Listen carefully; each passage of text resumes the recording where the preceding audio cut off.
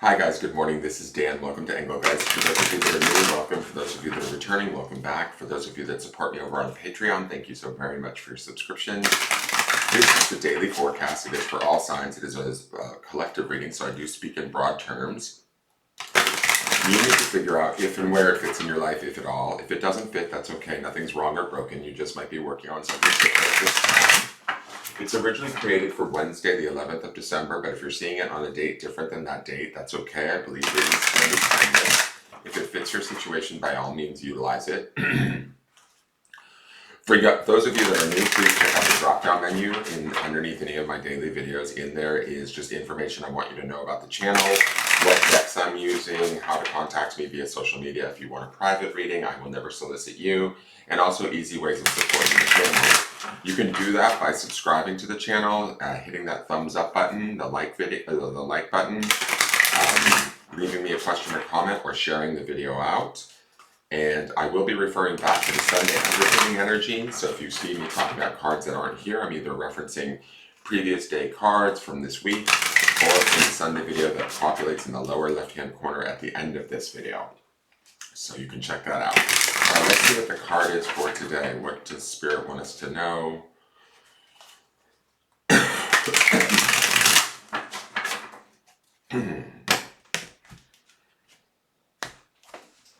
Okay. Our card is the Nine of Cups. I love her. She's so at peace. She's really enjoying her best life. I love the tropical colors. The Nine of Cups is about having our emotions all kind of lined up. And underneath this, from the Sunday reading, we had that King of Cups, which I was talking about having an ownership of how we feel, an authoritative feeling. And the Nine of Cups would definitely signify that. Nines are oftentimes personal endings in the tarot. So we might be coming to terms with how we feel about a situation, but in a way that's positive and that serves us or suits us very well.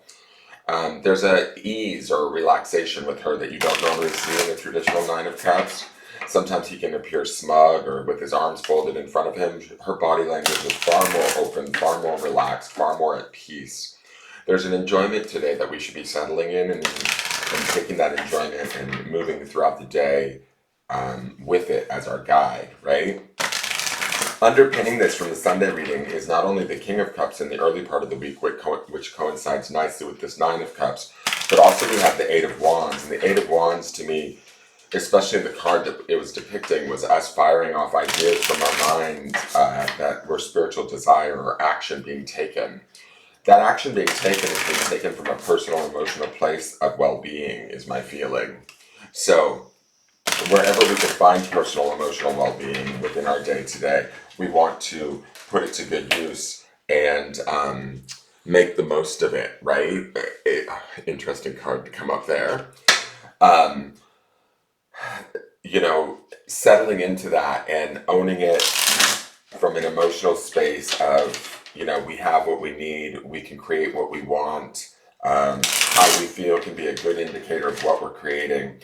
And feelings should be well-rounded, complete, whole, settled in a way, right? Where we're no longer, I want to say, like stressed out or worried or making excuses for how we feel or what we know to be true for ourselves. The Nine of Cups is embracing that and owning that and being somewhat, even to a degree, proud of where we're at emotionally or the work that we've done with our feelings about a situation or a relationship or a person, and moving forward with that Eight of Wands from Sunday's reading in a direction that should feel precise and action-oriented, filled with sort of love, compassion, and for our own highest good, right?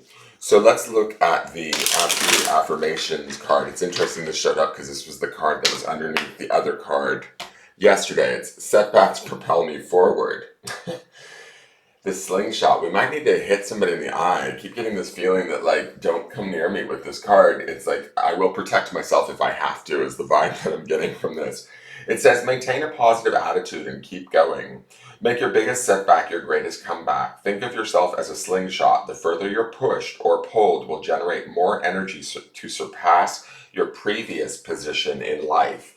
What I like about that is it brings me that Eight of Wands feeling of shooting those wands forward in those spiritual sort of ideas of desire, love, compassion towards what it is we want. And we know what it is we want. Like, we emotionally know. We're very clear on that with this Nine of Cups underpinned by the Eight of Wands and the King of Cups and the truth of the High Priestess we saw yesterday. There's definitely an air of relaxation, um, and like a settling into who we are and what we need, and like making no qualms about it, or making no excuses for it. It just like owning it, and owning it from a very bright, beautiful, sunny sort of place. All of these colors in this card, she feels like she's on vacation to me. So maybe we're taking an emotional vacation from something that we've been worried about or stressing about. We're no longer doing that. We're seeing it as the stretch or the pull that grows us in a way. The other card underneath this, I'll just show this because this kind of ties into the Eight of Wands with that picture of the brain on the other deck from the Sunday reading, is I am the source of creativity. So we have one side of our brain that's logically thinking, but then this other colored side is also creating those rockets of desire that I was talking about, that I think on some level, some of us might be unconsciously aware of what we're setting off into motion.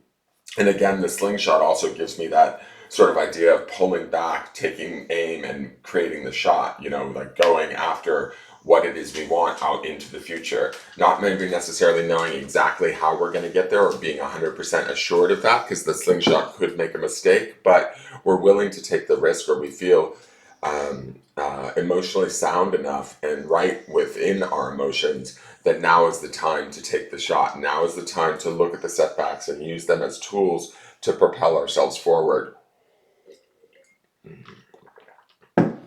towards our desires, towards our own personal well-being, towards our own personal feelings of completion and um, wholeness in a way.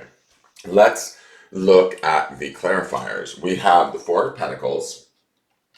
He's a little held back, but I almost get that he's giving us a little bit of foundational strength and a little bit of protection, from the outside 3D world.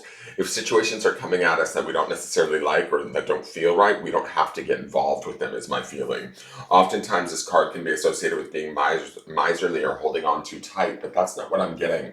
I get more that he is here to like sort of create a sound 3D foundation so that we can experience the emotional gratitude and well-being of this Nine of Cups, and be willing to sort of move forward knowing that we are safe, secure, and able to maintain or hold on to what it is that we have, and quite easily create more of whatever it is we need. Here's our good old friend, that King of Cups. Again, he brings in that feeling of the Nine of Cups, which is this authority, this sort of divine masculine aspect of ourselves really coming into harmony with the divine feminine aspect of feelings that we may have around a situation, and then looking to the future, assessing and making decisions from a very grounded, stable, secure place. This Four of Pentacles gives me this feeling that, we're not open for a lot of suggestion right now, and that's okay. Our emotions are the suggestion that we need to be listening to. Our truth is the suggestion that we need to be listening to, our emotional truth, and allowing that to complete us and move us forward. So the King of Pentacles definitely, or the King of Cups definitely speaks to this idea of really knowing who we are and how we feel, and making our decisions from that place and from a place of authority. The last card, I like this because it is Wands, coupling with that midweek card of the Eight of Wands, is the Six of Wands. Six of Wands indicates a celebration after a long battle. It's a homecoming in a way. It's a being acknowledged by our peers or by situations. Maybe it's only us acknowledging ourselves within this situation, but we understand that whatever changes have taken place, they're more in line with our spirit and our desire and our own emotional well-being. And we're ready to move forward in that, honoring that, acknowledging that, and owning that from a place of, I would say, deep spiritual clarity, or deep, not spiritual, sorry, deep emotional clarity that brings about this spiritual sort of celebration, or this desirous understanding of what we deserve, and kind of honoring that, going after that. any sort of setbacks or hardships, we're like putting to good use and to our advantage at this time, or we should be. We have the opportunity to be.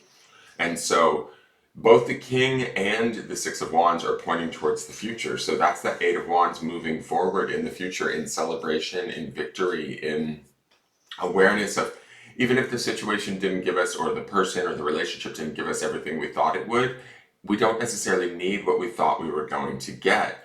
We are complete or whole or well off emotionally in such a way that we can still continue forward from a place of a sense of like pride, self-assuredness. And I don't mean pride in a bad way. I mean like pride in who we are and what we know to be true for ourselves. That's the Six of Wands, the celebratory nature, the acknowledgement of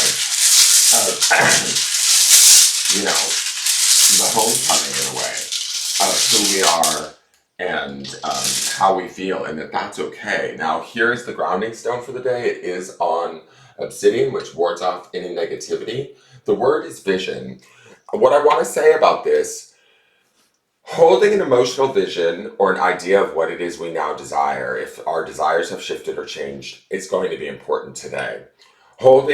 Touching base with how we feel with this Nine of Cups and the King of Cups here, is going to be key in what we sort of set off or shoot off into the future. And that is the vision. The grounding stone underneath this vision is that idea of meditation, right?